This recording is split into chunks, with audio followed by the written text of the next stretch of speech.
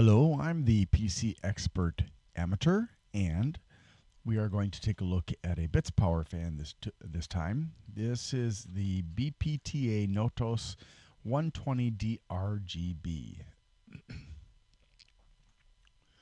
And this is not their best fan. Their best fan, as far as I can tell, currently anyways, is the Griffin, which has a static pressure over 2 millimeters of water, whereas this is only 1.2. So it does have DRGB, which in this case just indicates that it's ARGB. I don't know why companies feel they need to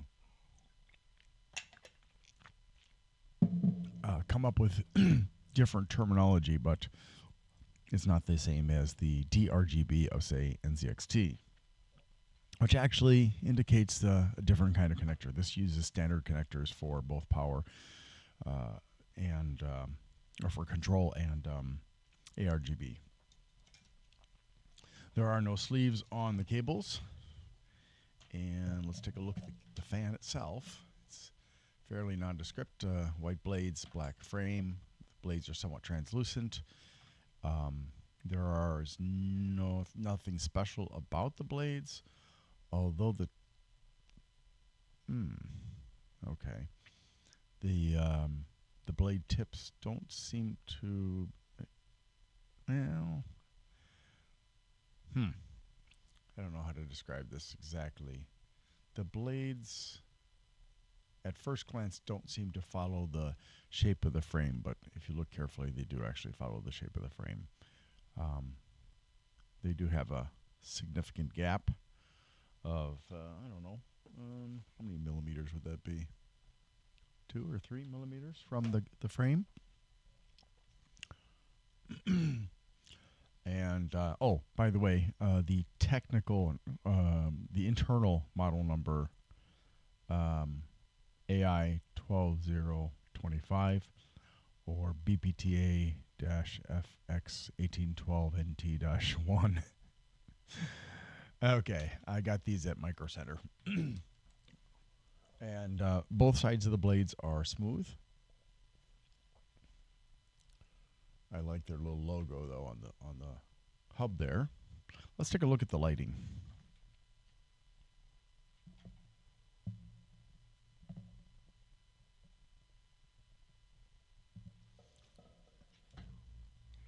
Now,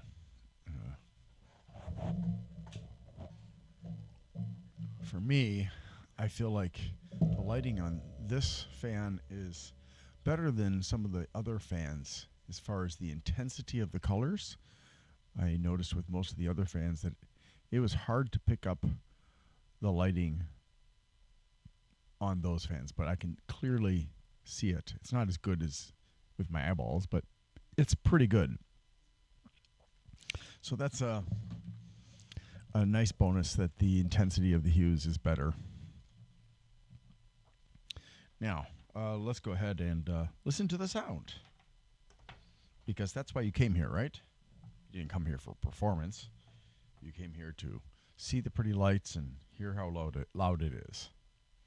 Supposedly, these fans are not particularly loud. Maximum of 28 decibels. But we shall see. Just having trouble getting them to plug in. There we go. Are you ready?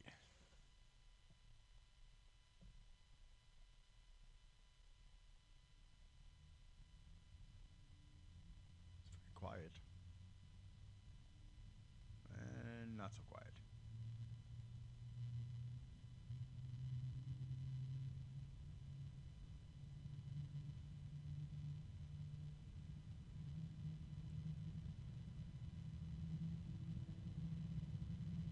If it were summer, I'd be enjoying this.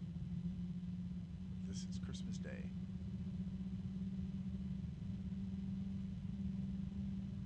I'm not really hearing any pitches from this fan, it's just wind.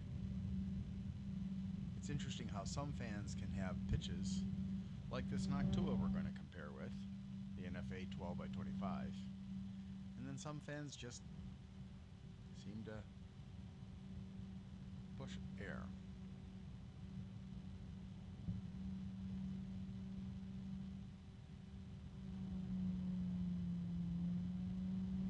Oops. That's max RPMs.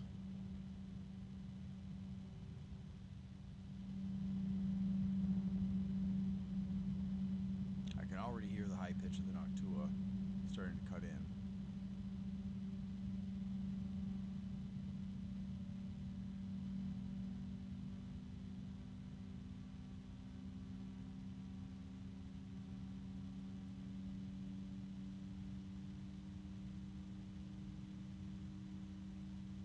I swear every time I do this, the noise of the Noctua seems to get louder.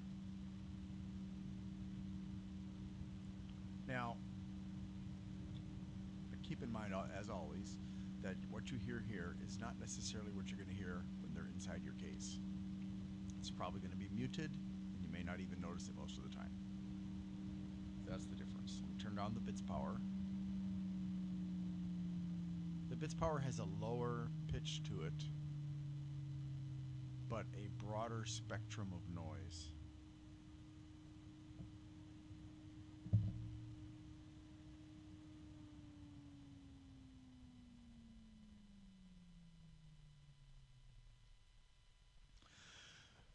So, unlike the ROG Strix, which you could certainly use easily on a heatsink, and it wouldn't be super performant on the on a radiator. However, despite the fact that it wouldn't be super performant, it would definitely be a good fan to use on a radiator.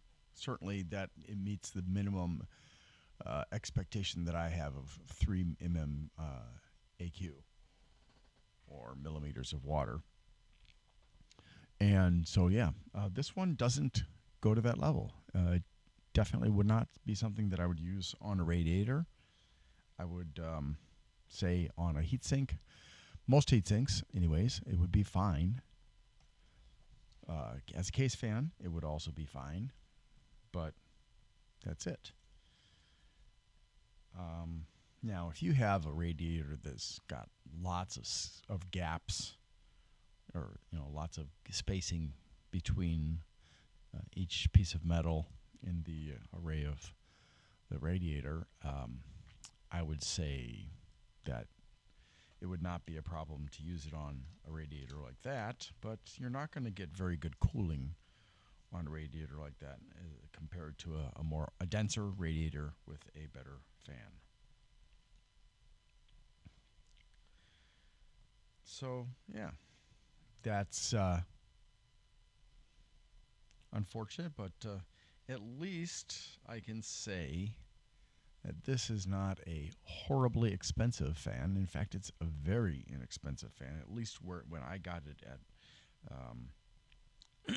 at Micro Center. I paid about $8 plus tax. $8 plus tax for a fan with this, for the fan that can do what this fan can do as far as moving air, is actually really good. It was very difficult to find out what kind of a bearing it had, and I was really surprised when I saw that it had a hydro bearing. So this is clearly because of the low lifespan of this fan, which is only 30,000 hours, which is like below the level of a good or decent sleeve fan or rifle fan even. Clearly this is a fan that is not going to have a long lifespan. And it's interesting also that while it is sold as a Notos 120, on the sticker on here, it doesn't say Notos 120. It says Touch Aqua. So I'm not sure what the story is with that. But I don't expect that this fan is going to last a long time. And you get what you pay for, right? Now, let's go ahead and take a look at the statistical information of this fan. Before we do that, though, I would like to ask that you please help me to promote this fan, this website. I guess it's not the whole website. Help me to build my channel, please. I really want to make this a very useful channel for consumers, so that they have a good place to go to look at information about fans, coolers, thermal paste. Maybe someday I'll have enough money I can hire an expert who can do things like CPUs, motherboards, graphics cards, that kind of thing, SSDs. I don't feel comfortable at this point. I mean, I know enough to be able to do a decent job at picking those things out, but I don't feel like I know enough to feel comfortable with reviewing, much less testing those things. And I want to be able to give accurate information, and I don't feel like at this time I know enough to really be able to do that well. That said, I have a pretty good understanding, at least to the point where I can build a computer made of parts that are compatible and that will work well together. So yeah, take that or leave it. Please help me. Let's go to the statistics. Okay, so we can now see, and this is again sorted by the average, then the highs, and then the lows.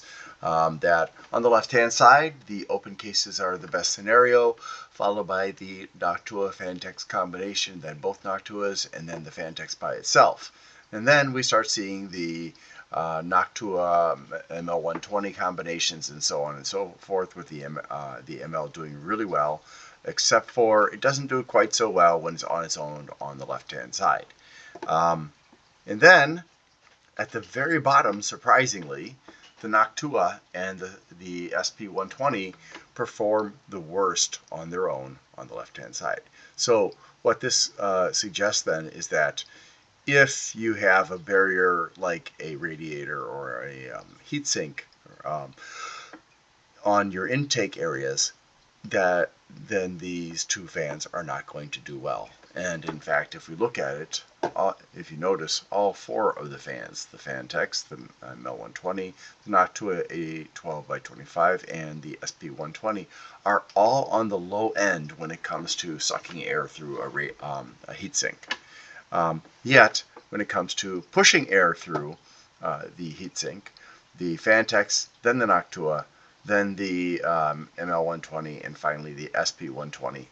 Now, again, keep in mind this is the overall temperatures for both CPU and also for the motherboard spots.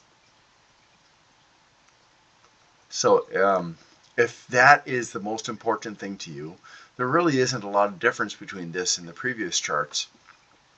But you really want to reference the CPU charts that I showed, because those are the ones that give you the best idea of the best combination. And I would suggest that if you've got different fans from the four that I tested, you can take a look at those fans, look at their statistics as far as, or the specs as far as RPMs, as well as airflow, static pressure, and then of course if you care about noise, what is their maximum noise. So I've been doing some testing of several of these fans, and I haven't compiled that data yet into this spreadsheet, but when you get to the Arctic P12, the maximum noise is significant enough that it's going to bother people who are sensitive, as with the Conesi, Aurora, and probably also the Phanteks. But for most of these other ones, you're really not going to notice the noise very much. It's going to continue. They're just not that powerful that it's going to bother you a lot. Even with the Antec Storm, it's really not that bad. Or the Corsair ML120. I mean, yeah, they're kind of noisy, but not obnoxiously loud like the other ones. So, yeah, that's pretty much it there. So let me just wrap this. Thanks for watching, and I hope you have a great day.